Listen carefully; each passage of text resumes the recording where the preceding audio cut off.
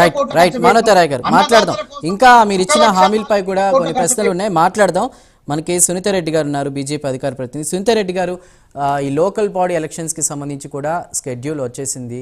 మీ version ఏంటి? ముఖ్యంగా ఆదివాసీ బిడ్డ అయినటువంటి రాష్ట్రపతి సీఎంకి కనీసం అపాయింట్మెంట్ కూడా ఇవ్వట్లేదు, బహుజనులకి మంచి చేకూర్చేటువంటి అంశం మీద అని చెప్పేసి కాంగ్రెస్ ప్రశ్నిస్తున్నటువంటి పరిస్థితి. అసలు మీ వర్షన్ ఏంటి? నమస్తే అండి. ప్యానెల్ ఉన్న మిత్రులకు, మీకు ప్రైమ్ నైమ్ ప్రేక్షకులకు గుడ్ ఈవినింగ్ అండి.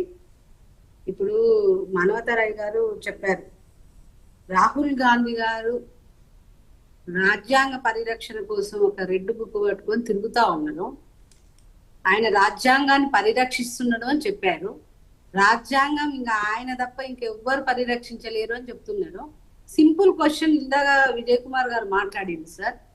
శాసనసభలో అయిన చట్టాన్ని దాన్ని ఆమోదమయ్యి అది చట్టం అయితే తప్ప జీవో విడుదల చెయ్యకూడదు అనేది కూడా మరి ప్రభుత్వానికి తెలియదా, మరి మన రాహుల్ గాంధీ గారికి తెలియదా, మరి ఈయనకు తెలియదా, ఎవరికి తెలియదో, మరి రేవంత్ రెడ్డి గారికి తెలియదో, మరి ఎవరికి తెలియదో, మరి తెలుసుకోవాల్సిన అవసరం లేదో చెప్పాలా. ఇది ఏ విధంగా ఉంది అంటే, వాళ్ళు చట్టం కాని దాన్ని చట్టం కాకుండా ఆగి విలువ ఇవ్వకుండా మీరు జీవో తీసుకొచ్చి గ్రామాలలో ఎలక్షన్ నోటిఫికేషన్ ఇప్పించేసి కులాల మధ్య గ్రామీణ ప్రజల మధ్యలో చిచ్చులు పెట్టడానికి తప్ప, ఇక్కడ మీకు కోర్టు క్వశ్చన్స్ వేసినప్పుడు మీ లాయర్ గారు కూడా సమాధానం చెప్పలేని పరిస్థితి ఉన్నప్పుడు, అక్కడ క్లియర్ గా కోర్టు సమాధానం అడుగుతుంటే కూడా మీరు దానికి సమాధానం చెప్పలేని పరిస్థితులలో మీరు ఇప్పుడు నోటిఫికేషన్ విడుదల చేసిండ్రంటే మరి మీరు చట్టాన్ని ఎంత బాగా గౌరవిస్తున్నారో అర్థం చేసుకోవాలి. నేను ఒకటి అడుగుతున్నాను, గవర్నర్ గారికి సుప్రీంకోర్టు ఒక ఆదేశం ఇచ్చింది మన తమిళనాడు వాళ్ళు వేసిన కేసులో 3 నెలల టైం తీసుకోవాలి గవర్నర్లు.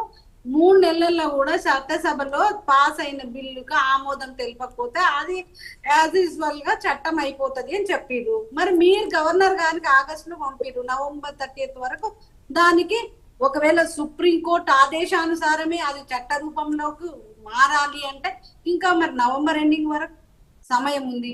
ఆ లోపు మరి గవర్నర్ గారు నిర్ణయం తీసుకునే వాళ్ళేమో తెలీదు. అప్పటి వరకు కూడా మీరు ఆగలేదు. ఇది మీరు ముందల ఎలక్షన్లు పెట్టే ఉద్దేశం లేదు అనేది ఇక్కడ క్లియర్ గా కనపడుతుంది. ఏదో రకంగా ఈ ఎలక్షన్లు ఆపాలి, ఈ ఎలక్షన్లు జరగకూడదు, గ్రామాలలో చిచ్చు పెట్టాలి, వీళ్ళ 6 గ్యారంటీలు మర్చిపోవాలి, వీళ్ళని ఏది అడగకూడదు, ఈ ప్రాబ్లం అంతా ప్రతిపక్షాల మీద నెట్టేయాలి, వీళ్ళు ఆపుతున్నారు అని చెప్పాలి. ఇప్పుడు ఏదైతే 42% రిజర్వేషన్, అసలు రిజర్వేషన్ గురించి ఇక్కడ క్వశ్చనే లేదు. ఎందుకంటే మేము చట్టసభలో మేము రిజర్వేషన్లకు అనుకూలంగా ఇక్కడ బిల్లులో సంతకం పెట్టి పంపించిండ్రు మా శాసనసభ పక్ష నాయకులు. అక్కడ అసలు రిజర్వేషన్ లేదు కాదు ప్రాబ్లం. ఇప్పుడు ఇక్కడ మీరు చట్టాన్ని చట్ట రూపంలోకి రాకముందే, చట్టం అమలు కాకముందే ఇప్పుడు మీరు దీన్ని జీవో విడుదల చేశారు అంటే ఇప్పుడు అది చట్టం కాలేదు కాబట్టి పాత చట్టమే అమల్లో ఉన్నది అంటే ఇక్కడ మనకు కోర్టు కొట్టేస్తుందని వాళ్ళకి క్లియర్ గా తెలుసు. ప్రభుత్వానికి తెలియదా? లాయర్లు చెప్పరా? వాళ్ళకు యంత్రాంగం లేదా? ఇవన్నీ తెలుసు. తెలిసే నోటిఫికేషన్ విడుదల చేసిండ్రు అంటే రేపు 8వ తారీఖు మళ్ళీ దీని మీద రివ్యూ ఉంది కాబట్టి మరి ఒకవేళ కోర్టు కొట్టేస్తుందనా, లేకుంటే కాంగ్రెస్ గవర్నమెంట్ మీ తీర్పులను కూడా మార్చేస్తామని ఇది చెప్పబోతున్నారా? అర్థం కాకుండా ప్రజల్ని కన్ఫ్యూజ్ చేస్తున్నారు తప్ప ఎంతసేపు బీజేపీ ఇట్లా చేసింది, ఇంకో పార్టీ ఇట్లా చేసింది, ఇవన్నీ అనడం తప్ప మీరు ఏం చేసిండ్రు, ఏం చెప్పొచ్చిండ్రు, ప్రజలకు ఏం వాగ్దానాలు ఇచ్చిండ్రు, మీరు ఏం చేసిండ్రు?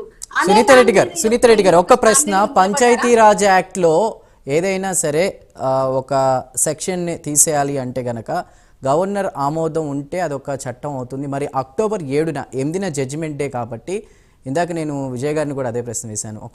ఒకవేళ అక్టోబర్ 7న గవర్నర్ సంతకం అయితే పరిస్థితులు ఏమైనా మారే అవకాశం ఉందా? లేదంటే కోర్టులో ఎలా ఫేస్ చేయాలి? ఒకవేళ వాళ్ళు సుప్రీంకోర్టుకు వెళ్ళేటువంటి ఛాన్స్ ఏమైనా ఉందా? హైకోర్టు కనుక ఒకవేళ గ్రీన్ సిగ్నల్ ఇస్తే ఓకే, కానీ ఒకవేళ స్టాప్ చేస్తే ఏంటి పరిస్థితి? ఇప్పుడు ఎవరు వెళ్ళడం కాదండి, చట్టము ఇంకా అది చట్టం కాలేదు. కానీ చట్టానికి మీరు జీవో తీసుకొస్తున్నారు అంటేనే అది కోర్టులో కొట్టేస్తారని దానికి ఎన్నో సైటేషన్స్ కూడా ఉన్నాయి. కొత్తగా వీళ్ళు కొత్తగా అనుకున్నది ఏం కాదు. గతంలో కూడా కోర్టు కొట్టేసింది. 50% 50% రిజర్వేషన్ల క్యాప్ దాటిపోతే ఏం జరుగుతుంది అనేది అన్ని తెలుసు. మరి ఇదంతా ఏంటి బీసీలని నమ్మించడానిక సునీత గారు ఏమంటారు ఇదే ఇప్పుడు ఏదైతే ఈ స్కెడ్యూల్ ఇదంతా వచ్చింది ఇదంతా ఏంటి మరి బీసీలను నమ్మించడానికి కాంగ్రెస్ చేసిన ప్రయత్నం అంటారా? ఖచ్చితంగా సార్, ఖచ్చితంగా బీసీలను నమ్మించడానికి మొదటి నుంచి ప్రయత్నాలు జరుగుతున్నాయి. బీసీలకు ఏదైతే ముస్లిం బీసీలు అని చెప్పేసి వాళ్ళకు 10% వీళ్ళతో కలిపినప్పుడే ఇక్కడ మోసం జరుగుతున్నది అనేది క్లియర్ గా అర్థమైంది. సరే, అయినా కూడా మేము ఆ బిల్లుకు ఆమోదం తెలిపినాం. ఆమోదం తెలిపిన బిల్లు గారు గవర్నర్ ఆమోదం కోసం పంపిర్రు. గవర్నర్ గారికి 3 నెలల ఛాయిస్ ఉంది. ఎందుకంటే as on supreme court verdict వల్ల అది కూడా 3 నెలలు దాటినాక యాజ్ యూజువల్ గా చట్టం అవుతుందని మన తమిళనాడు కేసులో చెప్పడం కూడా జరిగింది. మీరు అప్పటి వరకు కూడా ఏం వెయిట్ చేయలేదు. లేదు, గవర్నర్ దగ్గరికి పోయి మళ్ళీ మీరు రిక్వెస్ట్ చేసుకోవాలి. ఏదో రకంగా దాని చట్టం కావాలి. చట్టం అయినాక చట్టం మీరు జీవో చేయాలి. ఇది కాకుండా అది చేసిందంటేనే ఇక్కడ క్లియర్ గా మీ ఉద్దేశం రాంగ్ అని అర్థమవుతుంది. మీరు ఇచ్చే ఉద్దేశం లేదని అర్థమవుతుంది. ఇక్కడ మీరు ప్రజలతో దోబుచులు ఆడుతున్నారని అర్థమవుతుంది. రైట్ సునీత గారు, రైట్. బీజేపీ వర్షన్ విన్నాం. నెక్స్ట్ ఇప్పుడు బీఆర్ఎస్ వర్షన్ తీసుకోబోయే ముందు ఒక స్మాల్ బ్రేక్ తీసుకుందాం ప్రైమ్ బీబట్లో. దానికంటే కూడా ముందు ఒక బ్రేకింగ్ న్యూస్ చూద్దాం. షాకుల మీద షాక్ ఇస్తున్న ట్రంప్ ఇప్పుడు సినిమాల మీద పడ్డాడు.